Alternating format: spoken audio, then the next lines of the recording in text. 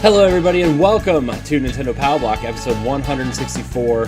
I'm one of your hosts, Corey Dierig, and alongside me, as always, is that retro code, Eddie B. Contra Rogue Corps. The game that Nintendo Life says is an embarrassment to the country. It's so 4 out of 10. Jim started went ham on that mug. He went hard. That's what I'm hearing. I hear it's a pretty special game. Yes, and I will talk about this game. Hello, everybody. Man, how's it going, Ed? How's it going? How's life? It's going good. Really enjoying a lot of the games that I played. Getting plenty of some stuff for October.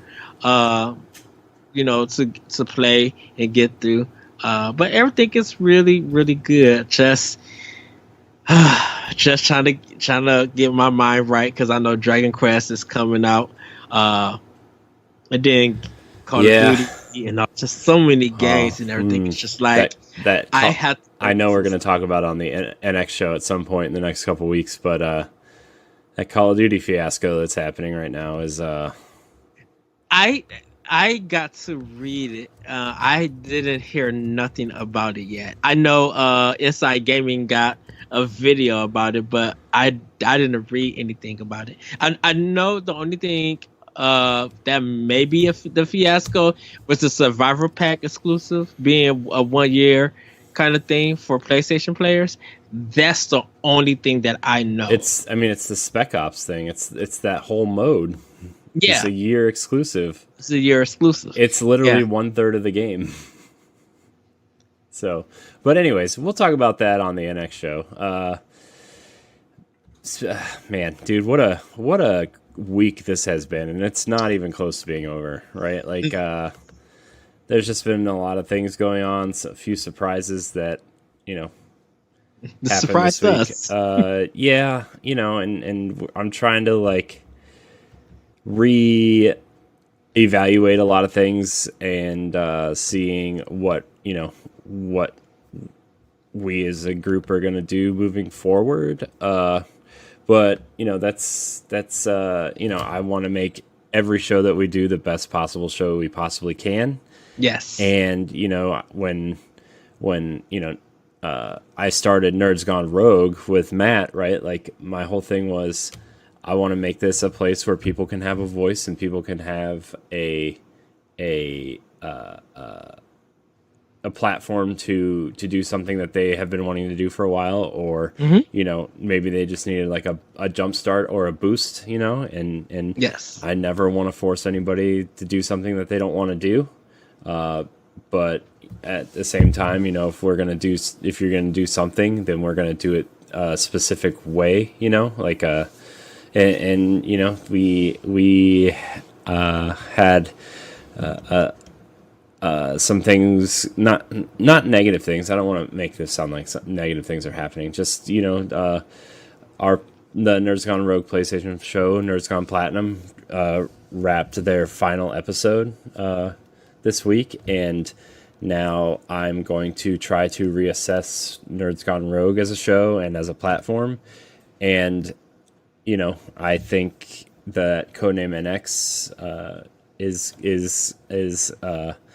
might be turning into the platform, that we want to, obviously Ed and Jesse and Ray all do a great job on the NX show, and Ed and I are doing this, and Ed and I this week on what we plan on doing with some certain things, and kind of moving forward as a core of us four in terms of Codename NX, which is kind of what we set out to do a few months ago. And, I think the NX show is on a great track. I think Nintendo Power Block is back and better than it was before. And, there's a lot of other shows that we want to bring back. And I talked to Matt on Nerds Gone Rogue, right? Like, I talked to him, and I was kind of bummed, to see that Nerds Gone Platinum was ending, but Matt and I talked, and we said, look, we should focus on making, excuse my language, but we should make Nerds Gone Rogue the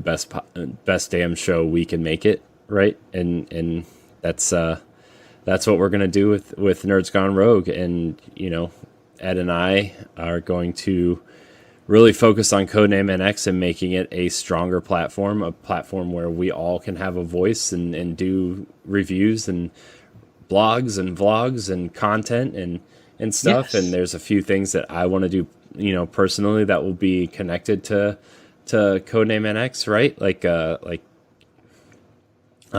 Did I announce it on the show? I think I did. Standard Definition, which is a show that I would like to do with a bunch of other creators to give them a platform and a voice to, just have a chill conversation with and interview them and talk to them about their content and what they are doing in the internet space. And Ed's going to be the first guest, and Matt is going to be a guest, and so is Jesse and Ray and a few people that I've met through Mixer and other podcast groups. I'm sure I want to have Todd and Charlie on from Secret Friends and that kind of stuff. But I just want to kind of update people on what is happening, and that's why I kind of wasn't really streaming that much this weekend. And that's part of the reason why some of the streams are going to be shorter this weekend if you're watching live on Mixer. So anyways, that's a conversation that we are going to have as a group on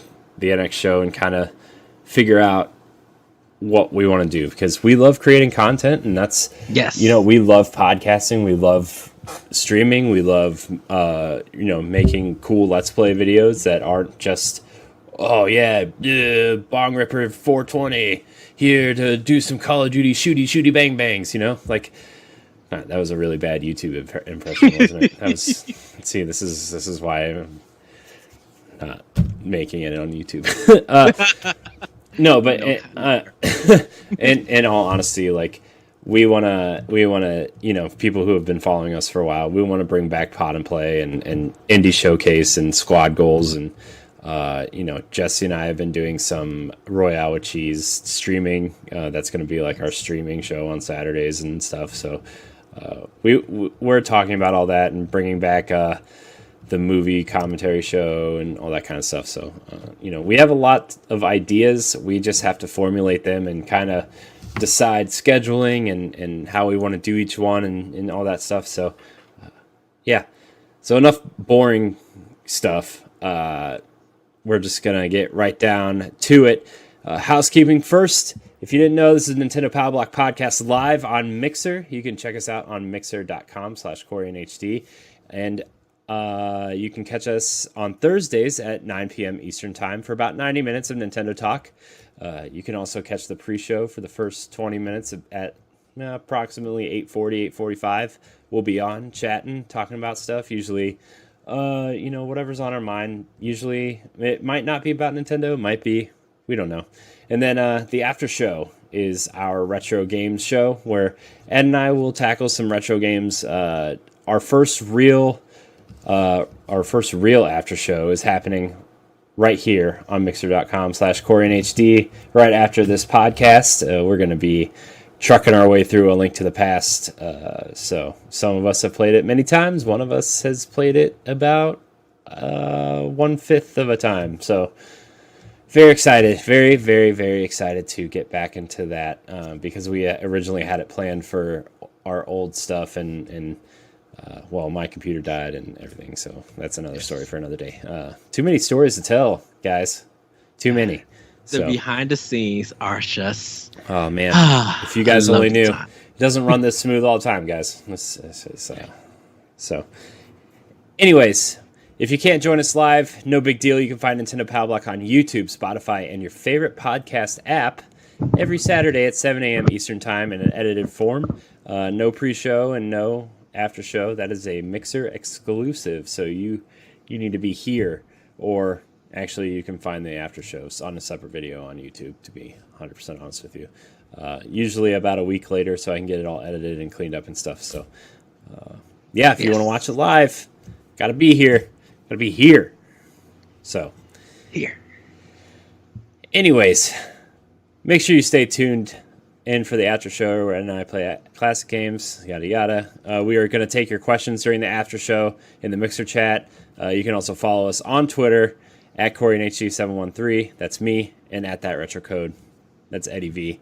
And check out our network of content, including the NX show, which Ed hosts, and I hang out and play off Ed and Ray and Jesse, and they're much more interesting to listen to than I am. So, anyways, hope you guys are enjoying the new Nintendo Power Block. We are on episode 164, 4 episodes back. Yes. You know what, Ed? I'm very happy with the reception of Nintendo Power Block. Me too. Coming back. I think we're doing well. I think the numbers are steadily climbing back up. I think people are interested in Nintendo talk again, especially Link's Awakening and the Nintendo Switch Lite officially releasing, which I love the design, but some of the stuff I'm hearing about it is not great. But we have questionable content. we have questions about it. We have a story about it.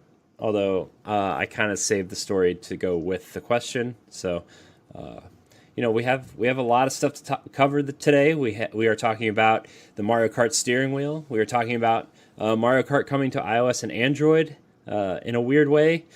Montreal, WB Montreal is teasing a new Batman game, and King of Cards and Showdown will be the end of Shovel Knight Treasure Trove. But we're going to get into the cartridge slot. The cartridge slot is where we talk about what we've been playing on our Nintendo Switch. Ed, I think you and I have pretty much been playing the same game, although I'm not nearly as far as you are.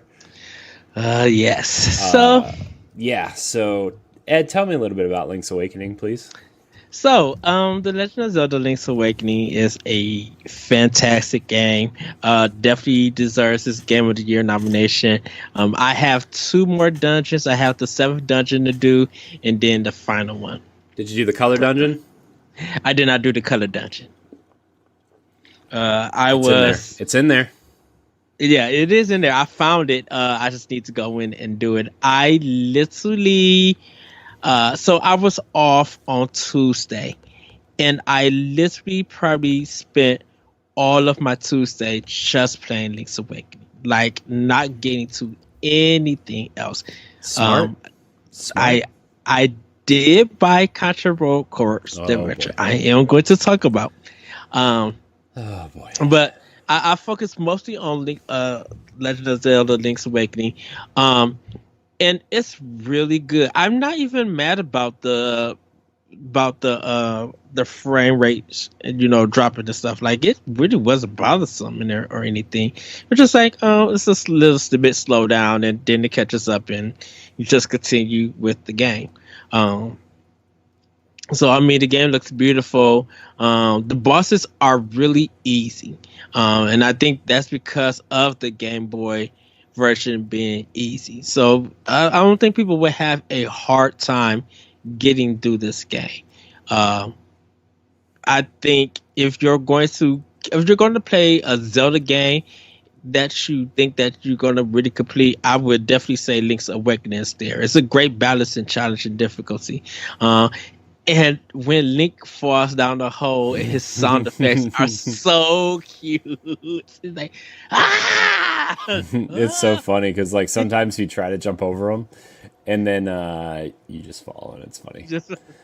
I was like, I wonder if I can jump and land on the crevice between each hole so I can get across each thing. No, that doesn't work, guys. It just doesn't work. And the little attention to detail where like he gets caught on the edge before he falls is awesome. I'm assuming you need the Pegasus boots to run across holes. No, you need the Pegasus boots to jump over them.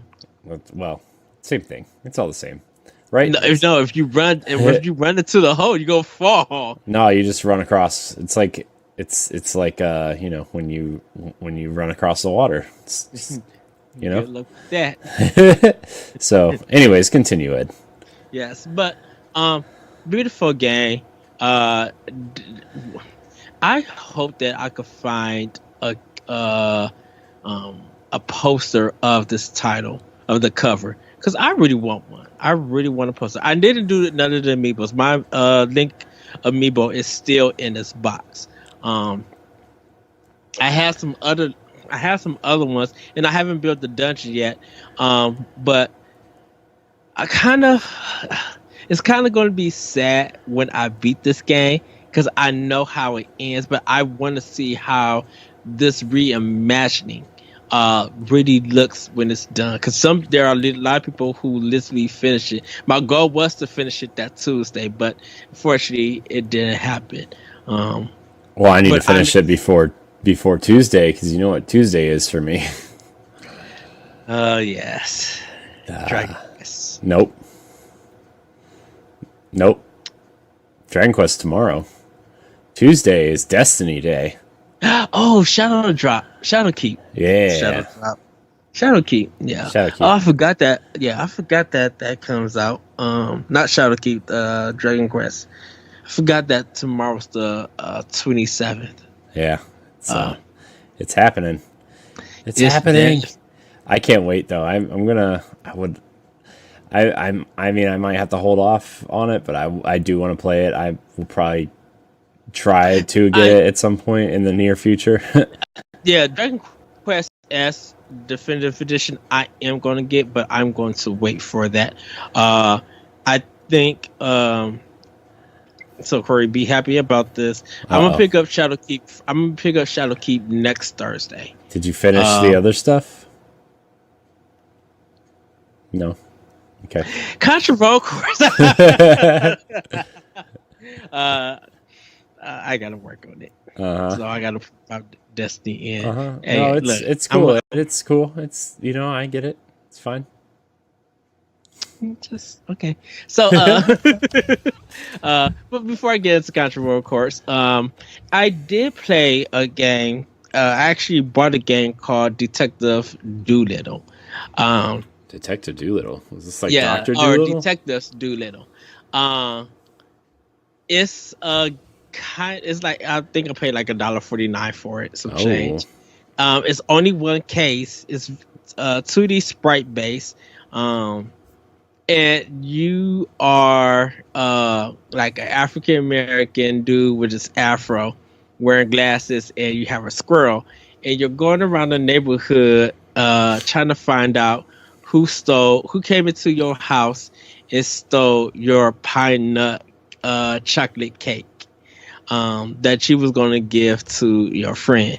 And then it's an adventure game, kind of. You look for stuff and you present clues to them, and then when you finish the game, the credits roll, and that's it. You could probably beat the game within 45 minutes if you do it in one setting. I hope that they make more, because the writing. Okay, so the translation is jacked. It is complete questionable content. I believe that. There's the part that's like, I will not turn the master. I'm just like, wait, who jacked up this conversation, or who was doing the localization and put it in Google search and just had a Colt 45 and was just drunk and put it into the game. It's a mess at times, and I'm just like, someone from another country made this game, because no one in America made this, because this didn't turn out right. But it's a cool, fun little game. Like I said, it's like $1.49 on the eShop if people are interested. It's a very easy mystery kind of game. There's not really no scares or anything. You just go around, and not too many places that you will be going to, but it ends up on a good note. So I think people, if you're interested, you can check it out. I added to my list of games that I beat this year, because it's only one case, and I finished that. So played some Wild Hearts, Sayonara Wild Hearts. Great game. It deserves all the accolades that it's getting, and all the reviews and love this game is getting. I gotta play more of it. I am definitely enjoying it. I'm kind of iffy on the music for right now. I do like the intro music. I like the singing stuff. I'm iffy on it because I need to hear more of the soundtrack.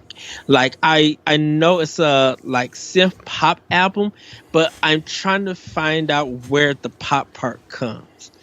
Because I'm just like, I'm thinking when I'm thinking pop, I'm thinking like dance music, trying to go with this because that's kind of kind of what I expected. But I think I just need to play the game and hear more of the music. Other than that, it's a fantastic game that I'm thoroughly enjoying. Played a little bit of Untitled Goose Game. And people are definitely losing their minds over this. Only just played a little bit of it. Because of me playing Link's Awakening, I want to dedicate more time to Link's Awakening and finish that before I jump into Untitled Goose Game. That's kind of how I feel. I want to finish Link's Awakening before I start anything else. Yes. And there's a big list, but Yes. Of course, still playing Final Fantasy 9. I took out Astral Chain to play Link's Awakening. I'm gonna get back into Astral Chain and finish that up. One of my friends is further ahead of me, or he already beat the game, so I got to catch up. I got to work on it. I'm excited to get to that game. That and Fire Emblem, I need to get it too. Fire Emblem, I need to finish that too. Fire Emblem's the game I'm playing when I'm not streaming, and Link's Awakening is the game that I'm playing when I am streaming. And so it's just finding a chance to do either right now has been just kind of a nightmare, but whatever. So I'm going to get into Contra Rogue Corps. Now, there is a lot of reviews coming out that this is a piss poor game. I'm just going to put it out there. Just throwing it out there. I will say, and I paid the $39.99 plus tax. I got 200 gold. I got $40. It's $40. Yes. Ooh, Ed. I got the 200 coins that come with the game when you buy it. I already said that I was going to buy this game when it came out because of the demo. I'm honest about it. I bought it on Tuesday. I bought this game. I actually ended up playing it on Wednesday, and I can't say this. I don't think it's a bad game. I talked about it's dumb fun. I'm not worried so much about the graphics because it's not supposed to be a graphical intense game. It's very B-rated. It's very low budget.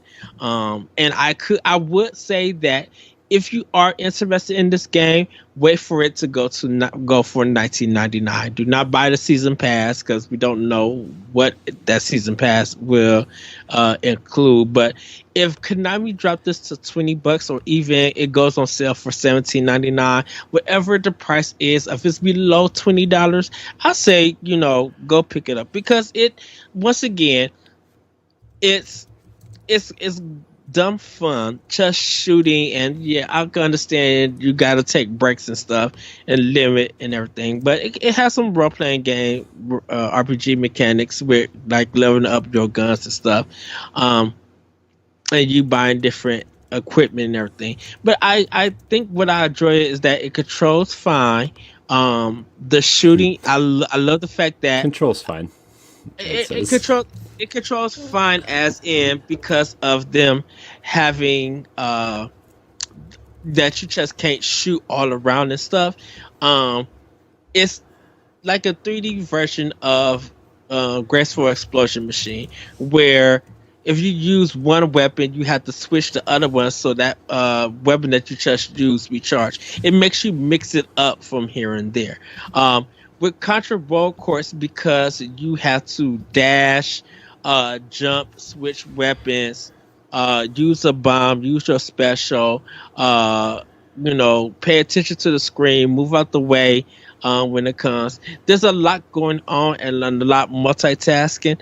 I know for a lot of people it's going to get repetitive later on in the game, but I think it's a game that you may take a month or two to beat because I feel like you're probably gonna play it, give it a level, give it a try, and then put it away.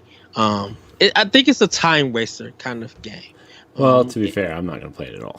I can understand. But but like I said, I think it's dumb fun. I don't think it's bad. I wouldn't be like Nintendo Life and give it a 4. I wouldn't be like Jim Sterling and just yell at the game. I because this is the thing, and I'm gonna hand it over to you, Corey. This is the thing about it. People said the same thing about Crackdown. Crackdown 3 is a fun game. Yeah, Crackdown 3 was fun. I Right. thought. You know, And I mean, I didn't finish it, which I have a whole list of games, and like I think I'm going to use October to get into my backlog of stuff. Like I have a yes, list of games that I would like to finish before our Game of the Year discussion, probably you towards the end of you have November. you have stuff to put on the NX challenge. You need points. I know, which I think we need to actually talk about and or not restart, but prep for next year and actually set some like rules and guidelines and like that kind of stuff. Well, we have set rules and guidelines. Shh. Not on codenameNX.com. We don't. You know what? That is true. That is very true. Who's wrong? Not this guy. You just ease on out of the room. Sure did. I love you Sure so did. much. But Crackdown 3, like how that game is just some dumb fun, but it's very fun to play. People pout on it because it's a Microsoft game, and I think people wanted to do that. And I think Contra Rogue Corps is just like some dumb fun. I would give it like a 3 Yoshi coin rating, or I would give it 6. Like I would rate it a 6. Like it's a very average game and stuff, and I understand that people may not pick it up, may not play or anything. But I think if it came out down to $19 or 18, $15, I think it's a game to pick up and give a try. Whether if you're into Contra or not, I think it's something to add to your library. Look, we have paid $60 for some really bad games It's or fair. some really average games, and just because it's 40 and people don't want to pick it up, that's completely fine. Very understandable. There's a lot of games that are just dropping like crazy. And you can probably put your $40 to something else that you find that you wanted to play. Like whether it's an Xbox or PSN sale or even an eShop sale, you can spend that $40 getting some really cheap games on the deal stuff. I would just say for Contra Rogue Corps, I think wait for it to do a price drop or go on sale, and if it comes down under $20 or anything, I say pick it up. I'm having fun with it because I kind of like shooters like this. It does a good job with as it being the style of a twin stick shooter. It really does, and I like the dash. I really like how the dash feels in this game. Because the way that you multitask in Graceful Explosion Machine and dashing in that game is the same feeling I kind of get in Contra. It's just that Graceful is better at it than Contra Rogue Corps. So, but that's pretty much Bill spinning my cartridge slot. Nice. For me, it's mostly been Fire Emblem and Link's Awakening. Link's Awakening, I just got through the second dungeon. It would really be helpful if I'm trying to play this game a lot without the guide, but I also realized that I probably need one. It's been, forever since I even tried to play Link's Awakening, and now it's, I'm really enjoying it. I beat the second dungeon. I went to the Gravedigger guy and tried the build your own dungeon thing, and it's okay. It's not like a Mario Maker style thing where you're gonna sit there and share levels with people and stuff, but it's a cool little thing where you have to connect the different rooms and stuff. So I'm really enjoying it. I would like to find the third dungeon and get some bombs. That's probably my next goal, to do that. But I'm really loving it. I love the art style. I love the way the game looks, and I love the way the game feels. I find myself trying to use the D-pad to move Link around a lot, just because I don't know why. I feel myself lowering my thumb to that D-pad to move around, and I wish, like, for some reason, I wish there was like a mode that you could use the D-pad. because I feel like in a top-down Zelda game, it just feels so natural, especially since like, you know, A Link Between Worlds and getting the Super Nintendo games and Which I NES games think, on 3DS and going back to the classic systems, like having that D-pad movement would just feel natural. I think Grezzo played Link Between Worlds and was trying to match that analog stick Yeah. with the 3DS. Like they kind of did a great. Like I didn't do that, but I'm just like this control is so tight that I'm not worried about it. Yeah. Sorry, I yawned. That was unprofessional on a podcast. It's been a long week, dude, and I still have like a long weekend. So, anyways, so I've been both. yeah, I've been playing that. I really like the game the way the game feels. I don't really like the frame rate issues people are having aren't bothering me as much as I think they do some other people. Yes. I don't know why it's sometimes when it's like loading an area, it slows down a little bit, but then it's like it's fine. Like it's fine. People just need to calm down. Also, seeing Link's Awakening next to a Switch Lite really makes me want one. Until I read a bunch of stuff, and then I didn't want one. But then it made me really want whatever the next iteration of the Switch to look like a Switch Lite. Yes. Like I want the D-pad and just the attached Joy-Cons and stuff. Because I mean, to be fair, I have enough Joy-Cons so where like, oh, I could leave it docked and we can all play Mario Party and 1-2 switch and whatever else only uses the Joy-Con snipper clips. Like I have enough to like, if there's a second iteration of the regular Switch, Yes. or third, I guess now, I would be like, okay, that was a cute gimmick. You can get rid of it now. Like, you know, I mean, they did it with the 3DS and the faceplates. You know, they've done it before where like they have this cool thing and you have to have this specific model to get the Joy-Cons, but also I just want them attached. And like we have a question about that later that I really want to get into then. So, but that's all I've been playing on my Switch. I've been trying to fix the websites, and codenamemnx.com is finally looking good.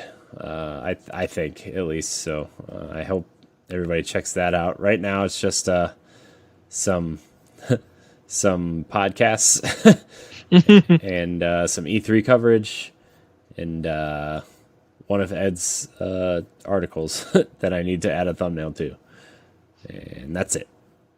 So, Yes. Congratulations. No, I'm just kidding. But you know, I'm really liking Link's Awakening. I'm loving Fire Emblem still. Fire Emblem is still edging out Link's Awakening right now for my personal game of the year. You know, Link's Awakening is a fantastic game, but it's a game that most people have played before. To be 100% honest, you know, it's just a fresh coat of paint and.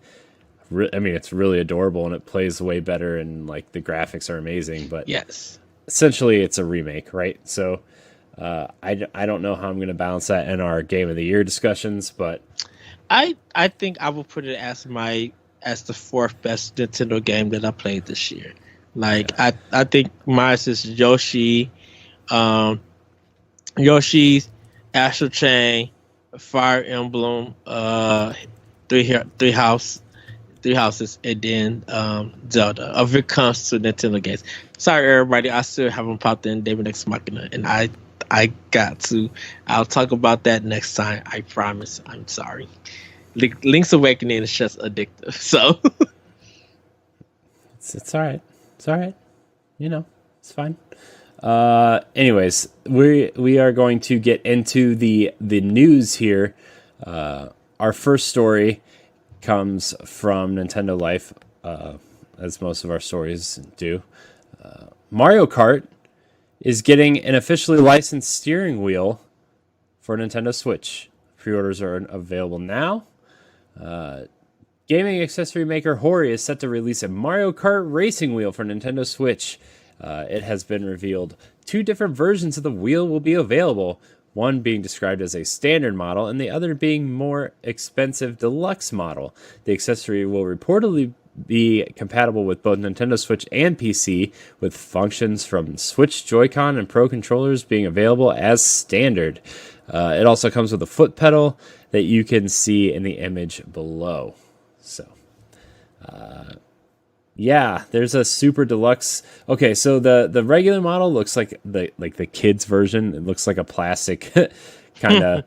It looks like the Wii racing wheel with some buttons on it, right? Like everybody's seen the Wii racing wheel, right, at this point, and it looks like that with buttons attached to it and then some clumsy foot pedals. Whereas the deluxe model looks like, remember those old Gran Turismo Logitech racing wheels? Yes. That's what this looks like, and it looks really cool.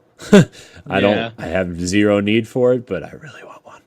So the Mario Kart 8 racing wheel for Nintendo Switch will be $75.99 on PlayAsia, and the Mario Kart 8 Deluxe Edition wheel will cost you around $140. So, yeah, dude, that deluxe racing wheel looks solid. Solid. The only thing I can say about this is Nintendo not going to close store and let them release that Mario Kart GP for Switch. Yeah. I need that arcade game. Right?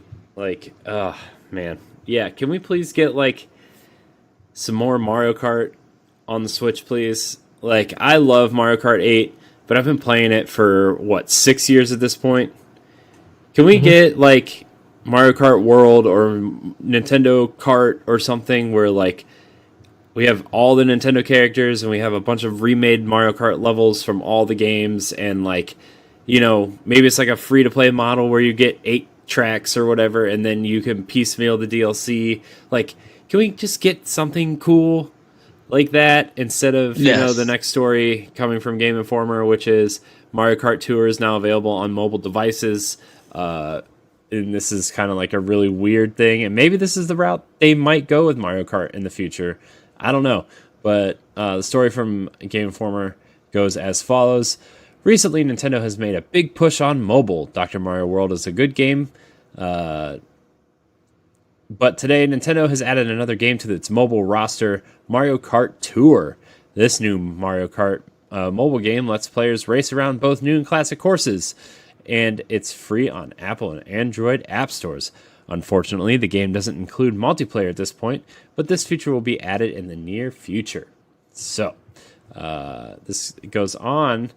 By the way, they came out later that it's a free to start version, but also costs $5 a month to play the 200cc version and get all the characters and updates and stuff. It's $5 a month. Yeah.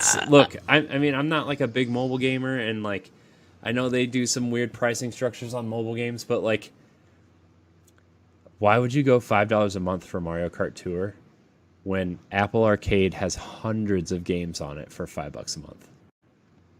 I'm sure there's a crappy Mario Kart racing ripoff, first of all, on Apple Arcade for $5 a month, plus all these other games. By the way, I know this is a Switch podcast, but stick with me because this game will be coming to Switch eventually. Did you see the Oceanhorn 2 gameplay and graphics? I did see that, and I was just like, if Nintendo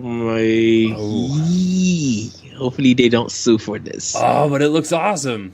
It looks better. It looks way better than the first game. To be fair, the first game was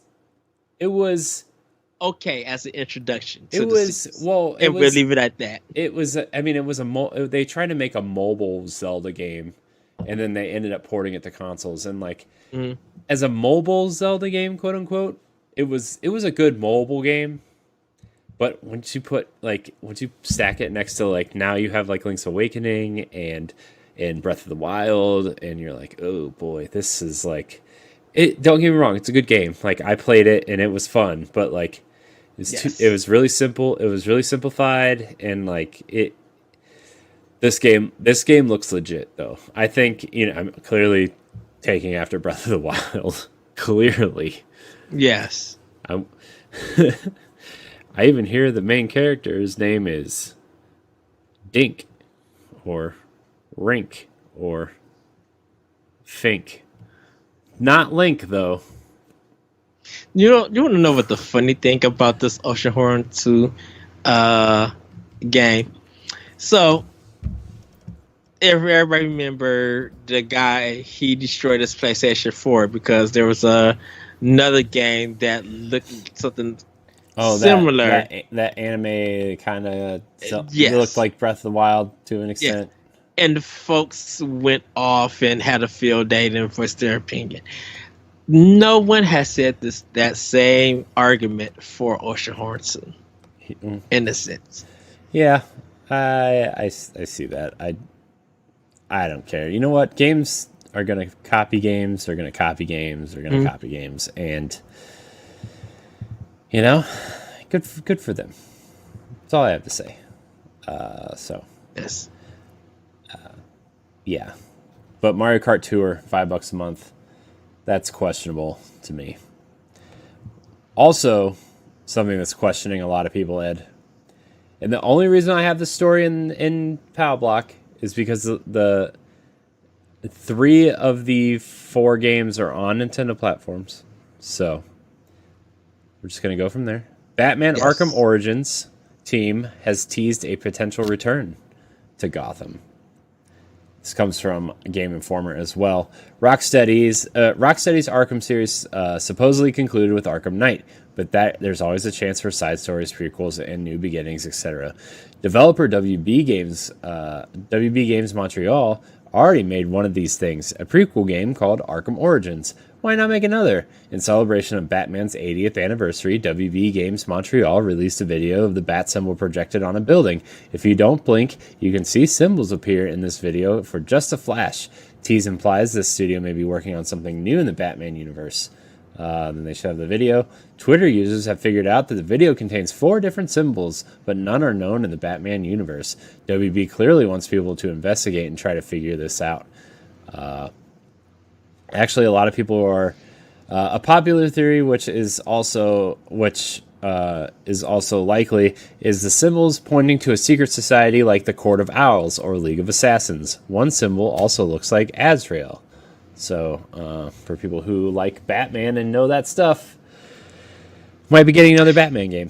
So I will say, if it's Court of Owls, everybody please go read the comic and watch the animated movie that came out like two or 3 years ago. Very good. I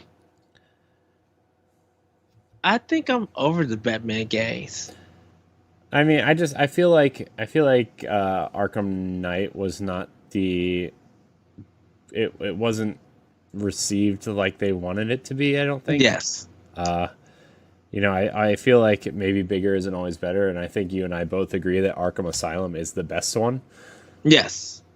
And I actually really enjoyed Arkham Origins a lot. I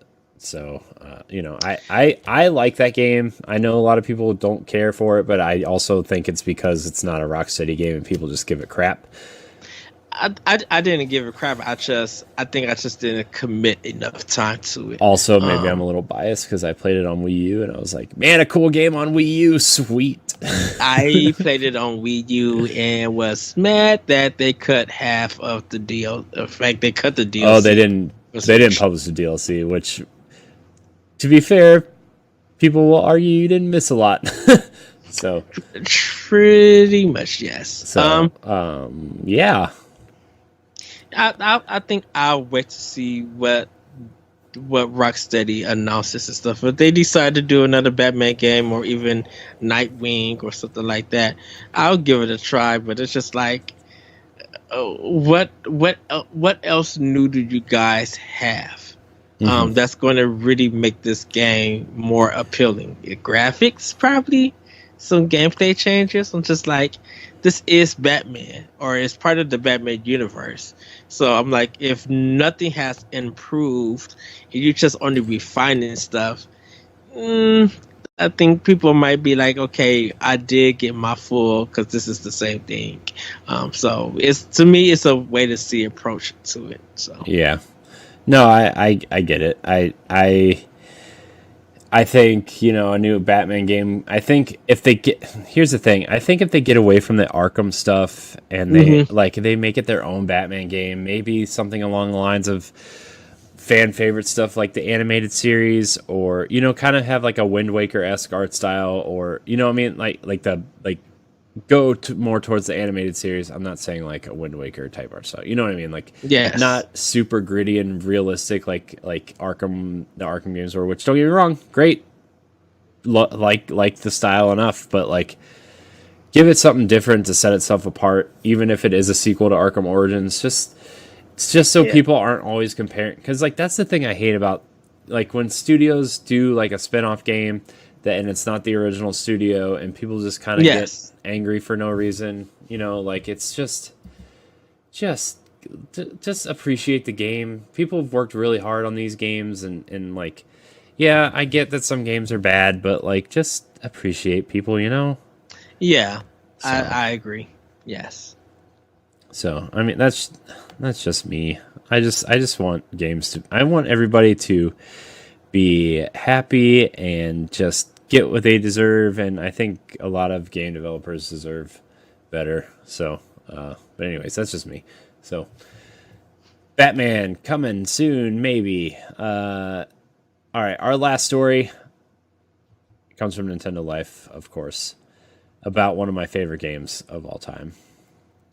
King of Cards and Showdown, quote, will be the end of Shovel Knight Treasure Trove, and Switch will remain a key focus for Yacht Club. Shovel Knight's development cycle has been going on for 5 years now, but soon will come to an end. During an interview with GameIndustry.biz, Yacht Club COO James Chan clarified that once King of Cards and Showdown are made available later this year, that's it for Shovel Knight Treasure Trove. Quote, King of Cards and Showdowns is the end of the Kickstarter list. That's it. This will be the wrap-up. This will be the end of Shovel Knight Treasure Trove, and then it'll be pre-production on the next thing, which we're not quite sure what it is yet. We're going to end our 5-year dev cycle, taking a couple weeks off, and then come back and say, okay, what are we going to do now? In the same interview, Chan explained how the Switch would remain a key focus on Yacht Club moving forward, and noted how a lot of Shovel Knight's success with the game shipping 2.65 million units to date, thanks to Nintendo's platforms. It was so early that we benefited from people having nothing else to buy. We were lucky then, but we do still see that the Switch is a really good platform for us. It's where gamers that speak our language are. It's definitely going to be our main focus. The next Shovel Knight will be appearing in Shovel Knight Dig, a spin-off co-developed by Natromi. Yacht Club is also focused on publishing Cyber Shadow, a game by Mechanical Head Studios. So, man, this has been a long time coming, man. I love Shovel Knight. Mm-hmm. I really love Shovel Knight, dude. Shovel Knight's so good. I'm glad that it is coming to an end, because they gave us a lot of free content for $20. Like, yes, they did. I can't believe from what they made from their Kickstarter to the development process to put it out on Wii U, the 3DS, Steam, Xbox 360, I think 360 and PS4 got it, or just Xbox One and PS4. It might have been. I don't think 360 and PS3 didn't get it. Yeah, I think they. No, I don't know. Yeah, I don't know if they got it. No, because it came to Wii U first for a year, and then PS4 and Xbox One were out, and then it came out physically for PS4, but not Xbox One because there's a weird publishing thing on Xbox One. But then the Xbox One version got Battletoads, and it did come to Vita. Was the other platform, I think. Okay, and then 3DS got it. Hold on, now this is bothering me. I need to look it up.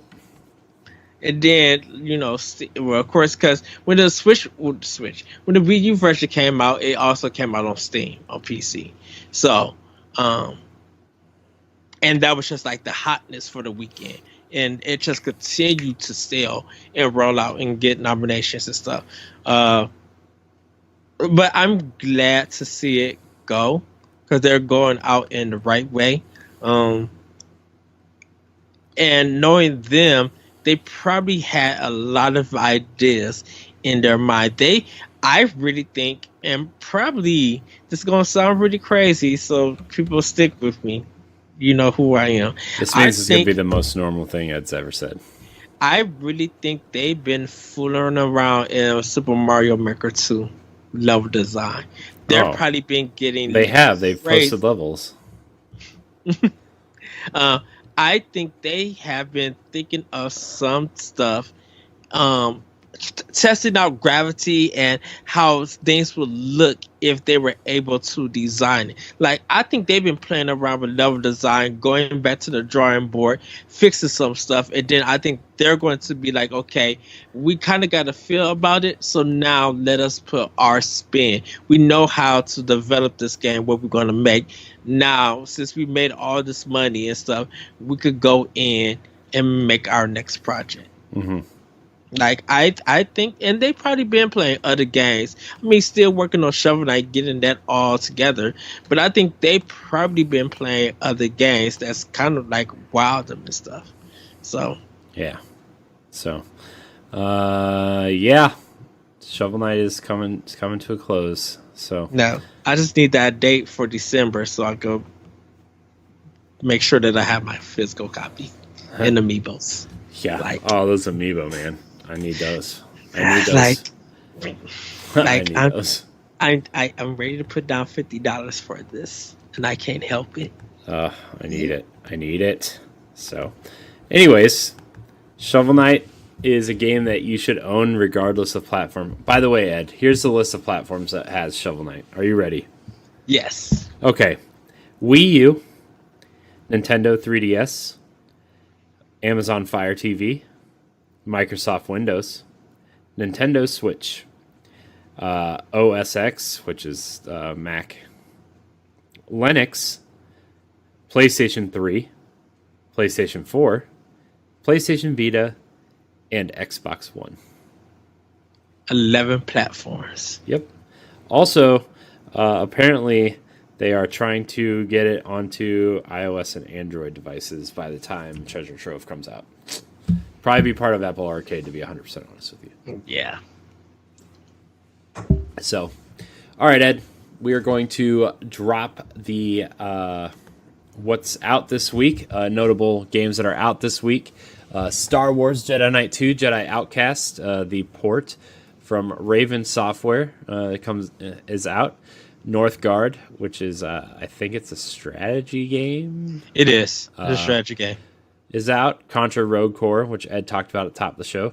Dragon Quest 11, Echoes of an Elusive Age, comes out Friday. If you're listening to this on Saturday, when it comes out, then it's already out. You can buy it. So, also out Friday is Ori and the Blind Forest, which is an amazing game, originally exclusive to Xbox One, but Microsoft Game Studios is publishing, or Xbox Game Studios, I should say, now is publishing it on Nintendo Switch from Moon Studios. Yes. And hopefully you guys can play that in anticipation for the February release of Ori and the Will of the Wisps on Xbox One, and I am probably positive that will end up on Switch at some point as well. I give it 6 to 7 months. I think so too. Yeah, Like, I bet that'll be some sort of E3 announcement. Yeah, and I think that's one of them. We'll probably talk more about this on NX because I don't think we had a conversation about it. I think no one's asking for Microsoft first party games to be on there, but they would love their side little small games to be on there. Well, I mean, like I said, like Cuphead, Ori, yeah, even something smaller, Outer like Worlds, like Rare Replay, something like that. I think those games fit on the Switch perfectly. You're not gonna get Halo Infinite on Switch. No, I'm sorry, and no one's asking for that. Like nobody begged not even Microsoft Ed, for that. not even Ed is asking for that. No. Everybody. I literally everybody who wanted Cuphead got their blessing. Got Cuphead. Thank you, Microsoft and Nintendo. So. But I feel like the next game, if they're going to do it, or before before Ori 2 or maybe after Ori 2, depending. I think Wasteland 3 is going to come to Switch. I think it is. They already announced it. Wasteland 2 is already on Switch. Yeah, Wasteland 3 is coming to Switch. It's not coming out day and date, but it is coming. So they did announce it. Okay. Yeah. Yep. Yes, sir. So. Yeah, and they could keep Flight Simulator. Nobody needs that. Yeah, nobody needs.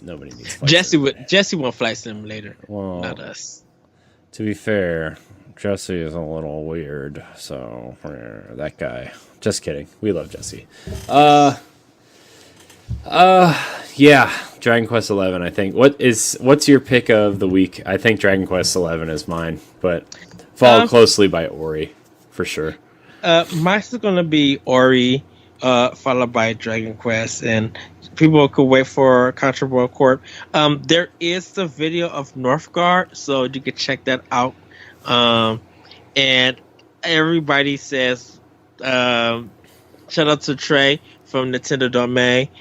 He's been playing the Star Wars Jedi Knight 2, and he says, don't get it if you are a person who play with inverted controls, because it doesn't offer that, and so he plays inverted controls, so he can't play this game. Ooh, ouch. So he's the weirdo. But I think it's I think it's $4.99 on Switch. So if people are interested, you could put your $5 in. I say invest your $5 in something else, something called Hook. Go do that. Yep, Hook is a great game. $1.99, still on sale for $1.09. So, shoot, they got some game on there for like 9 cents. I know. I sometimes when the games drop below like 20 cents, I'm like, first of all, why is it this low? And second of all, I'm like, I have enough gold points just to buy this and see what it's all about. and I like, once again, everybody go to Nintendo Life and read that story about how this little great deal system, dropping in 90% of stuff, has really helped a lot of developers get their game out and like sell more copies and stuff. Like they know that the return might not have been big, but the sales of that game, like they said, a lot of those sales jumped to 80% and up when those games were cheap. Yep. So, yeah, man, a lot of good games coming out, and it's not stopping because we got The Witcher 3, we got The Outer Worlds, we got Luigi's Mansion coming up soon. Got a lot of great games coming to Switch, and I'm sure we'll be talking about a lot of them. So, better charge them up. No, Darksiders 2, the Definitive Edition is out. Yeah, that's the other. Man, how did I miss that? Shh.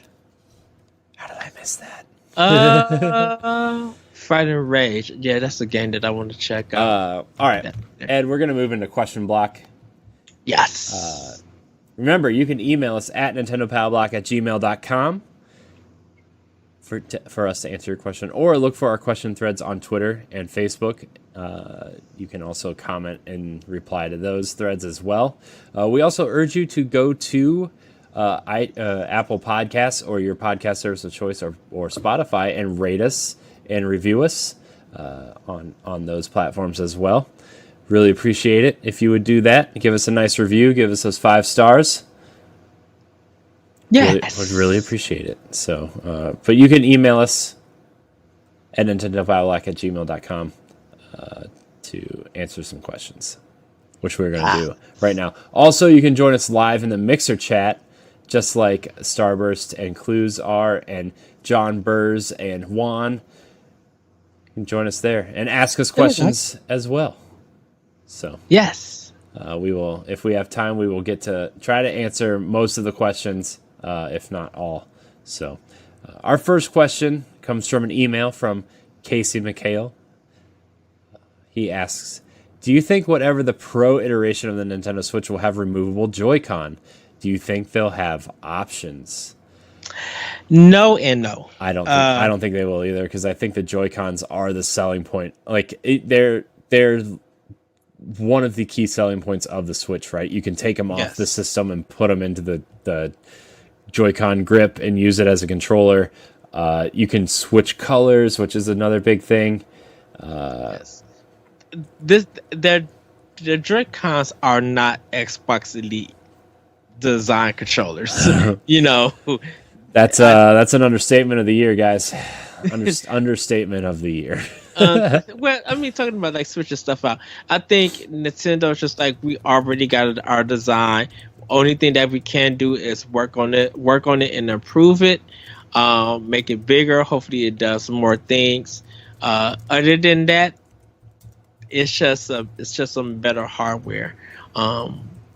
And that's pretty much it. Like, I don't think they're going to go out of their way to change anything when they know that they could still use the same thing or improve it a little bit and save money. People got to think Nintendo's a company that likes to be, cost saving, and make it feel like you're getting a good value for the price that you pay. And come to realize that they didn't really spend much, but they're making bukus of money because people are buying it. They know the game of not how to take a loss, even though there have been some losses that they have taken in the past. So I don't think that's going to happen or anything. I mean, removable Joy-Con. If you're talking about removing it, like Switch, what the Switch is already doing, yes, that. But if you're talking about removable, as in the buttons and the analog stick and stuff, no, they won't do that. Yeah, they definitely will not be doing that. I do think that Nintendo will have a Joy-Con with a D-pad at some point. Mm-hmm. I really do think that will be coming at some point. Or they'll have some sort of like. Also, what I've been thinking about is I think they'll have like this weird slider case that goes around the unit that will just be like, it'll just be like a.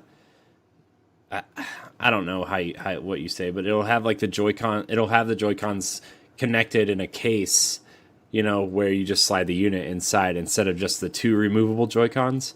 Yes, it'll just be one big unit housing thing that you slide the unit into. So I do think that might happen, but you will never have just attached Joy-Cons because I think that's the draw of the Switch, is switching them out, getting people the colors they want, and when new colors come out, you try to get them as fast as you can before they sell out. Right. Ooh, my nose. And I think you already have the option with the Pro Controller. They may improve the Pro Controller. They may allow you to use your old Switch Joy-Cons and Pro Controller with a Switch Pro. I can't see anything else. I think what they could do, what they should do, if they're going to offer any kind of options, I still think Bluetooth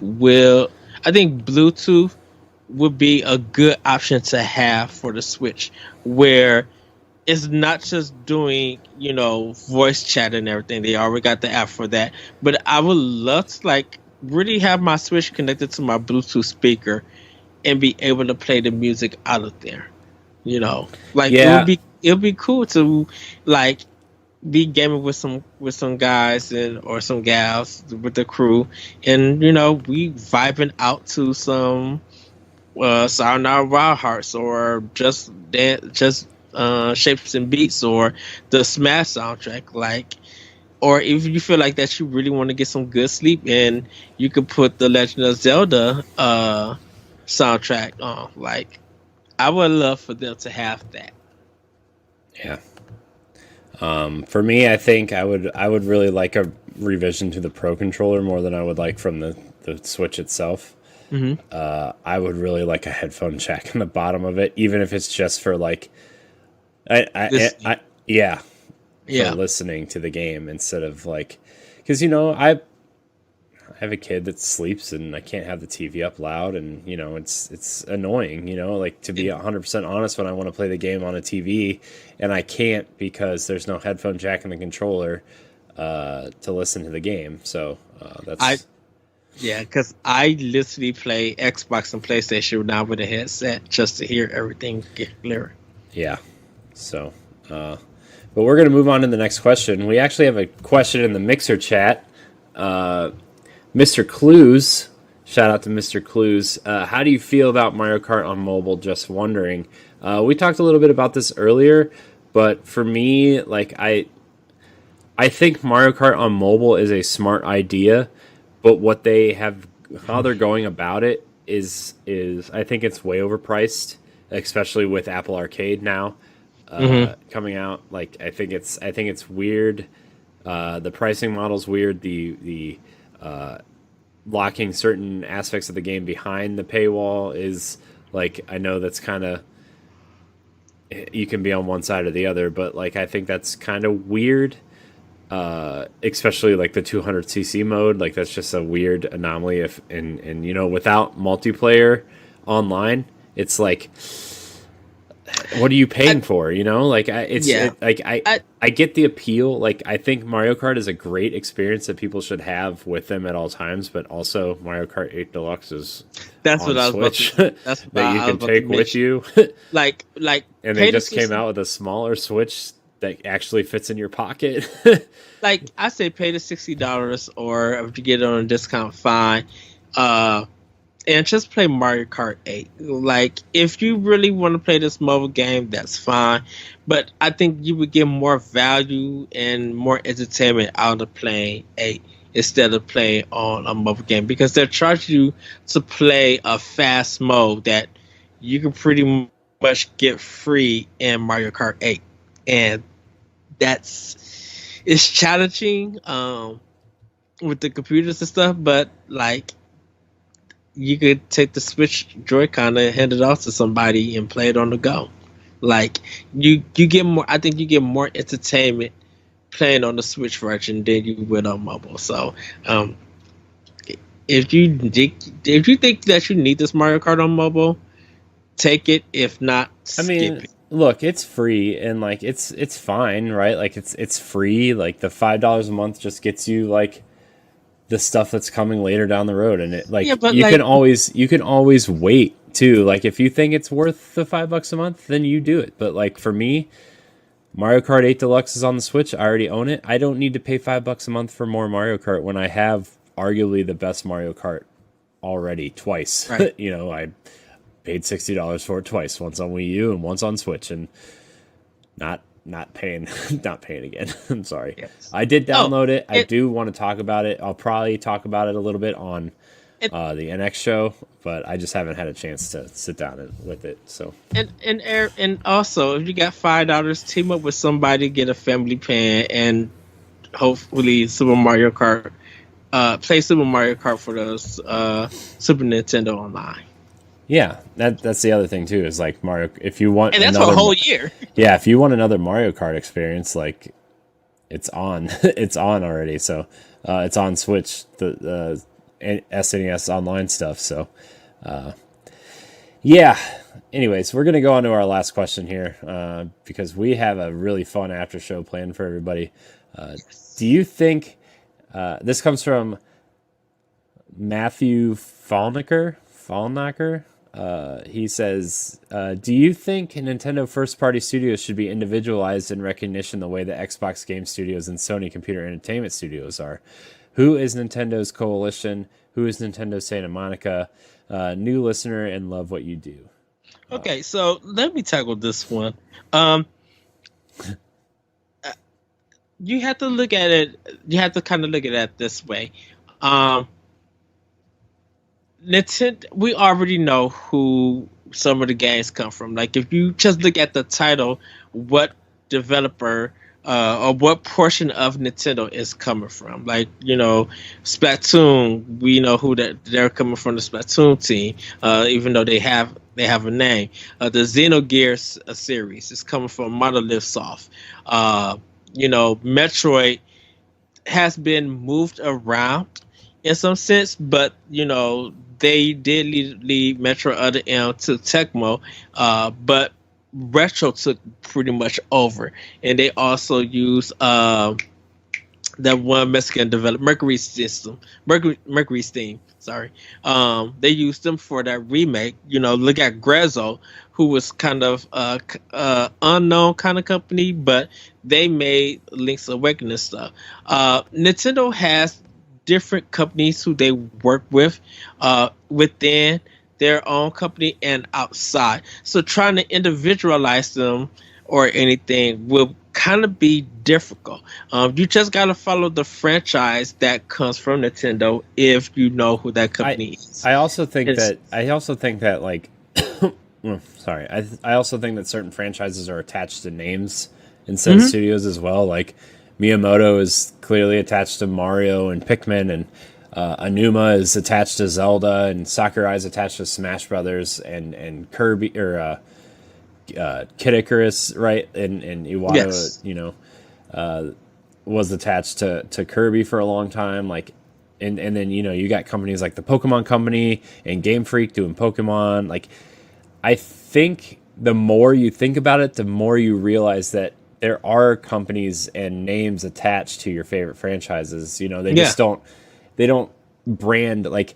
What are you gonna say? Nintendo R&D 1 is making the new Mario game. Nintendo R&D 2 is making the new Zelda. No, you're not gonna say that. You're just gonna say Nintendo's making the new Mario game, right? Like, Nintendo doesn't exactly have the flashiest names for their internal development, but like, they do have companies working. HAL Labs making, HAL Labs is they just did Kirby, and so they have studios out there that you will recognize the names when you see them. You just once you start thinking about it, they do. Like look at the intelligence system. Like we know them for our Fire Emblem, but exactly. we also know them from Codename, not NX, Codename Steam. And they have made other games and stuff. So try to do it like the Game Pass thing. I don't think that will work with Nintendo because they have a lot of projects in the works and have different developers put out those projects because Nintendo owns them. But Nintendo has also worked outside with other companies to make work on their IP things. Because can you really say that Nintendo did Zelda, but then does it now belong to Capcom? Because Nintendo worked with Capcom for like some of the Zelda games. Yeah, but Nintendo worked with Tecmo. Some people were pretty attached to the production of those games too. Like Anuma still was like part of the production or the executive producers of that game, right? It's just more, more of a, what do you call it?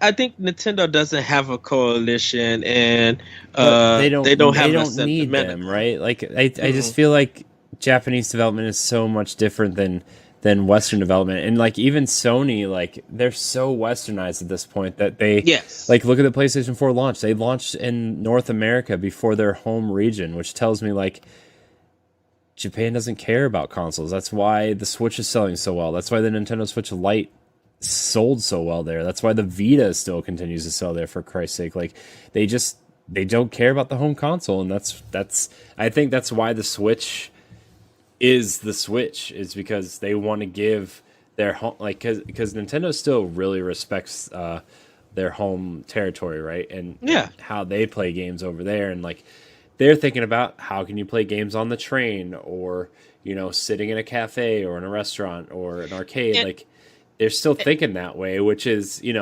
some ways it's good, some ways it's bad, but with the Switch it's been almost universally well received that way. Right, and if you want to see West Nintendo's Santa Monica, if you're just thinking of God of War that just came out in some of their past games, if you want to talk about like a game that's like God of War stuff, you can already go back to Super Metroid.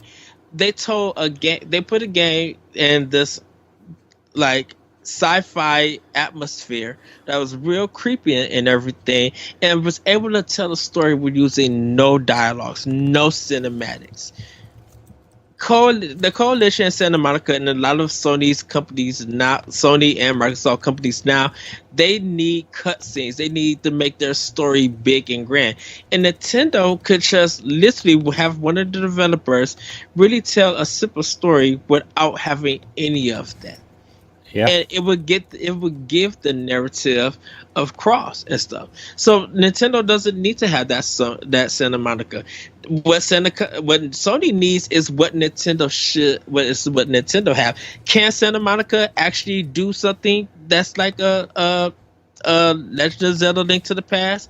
Or can they like actually do something like Uniracers or anything like that? Can they be able to make a game that it doesn't need flash to get its point across, where people can admire it and take what they admire and make it a class study game? Because Nintendo has a lot of that. I don't think the coalition and I don't think Santa Monica and other companies could do the same thing.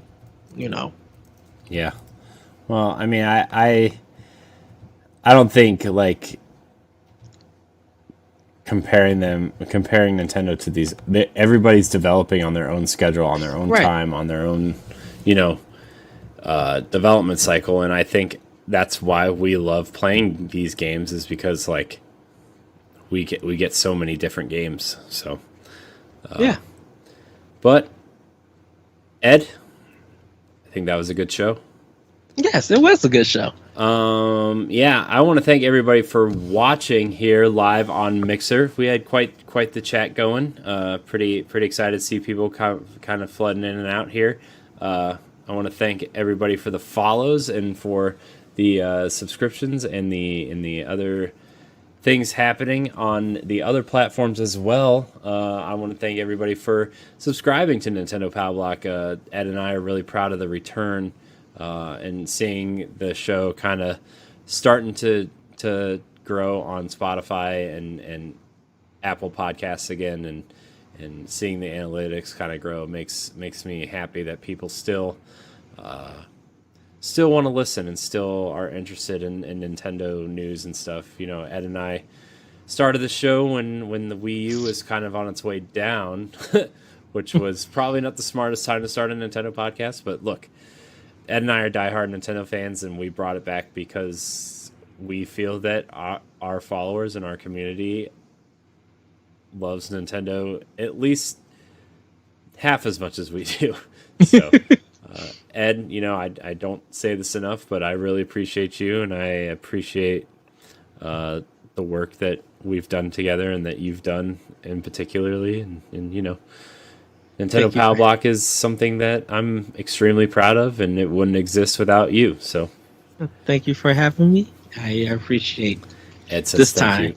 Thank you for having me, because we don't talk every day, and we're not friends. Hey, look, there was 2 days last week that we did not speak. Dude, last week was just trust me.